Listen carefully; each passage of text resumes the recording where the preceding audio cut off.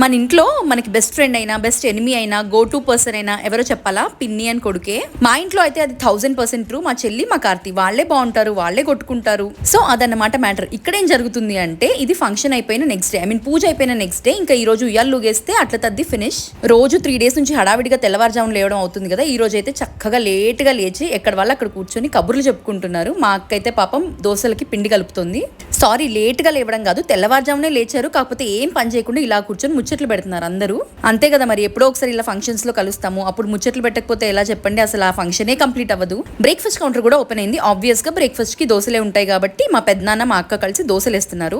Super పెద్దనాన్న, మీరు కూడా దోశలు వేస్తున్నారా అంటే అవునమ్మా టోకెన్ తెచ్చుకున్నావా అని అడుగుతున్నారు. లేదు, నేను వీడియో తీసుకోవడానికి వచ్చాను అని చెప్పా. అవును, నేను వీడియోసే క్యాప్చర్ చేశాను. అందరం పని చేస్తే మెమరీస్ ఎవరు క్రియేట్ చేస్తారు చెప్పండి. అలా అందరం బ్రేక్ఫాస్ట్ చేసేసాక ఉయ్యాలుగడానికి అయితే వెళ్ళాలి. అదంతా నేను నెక్స్ట్ షాట్ లో పెడతాను. సూపర్ ఫన్ అయితే ఉండబోతుంది, డోంట్ మిస్. మీన్వైల్ మీరైతే వీడియో నచ్చితే తప్పకుండా లైక్ అండ్ సబ్స్క్రైబ్.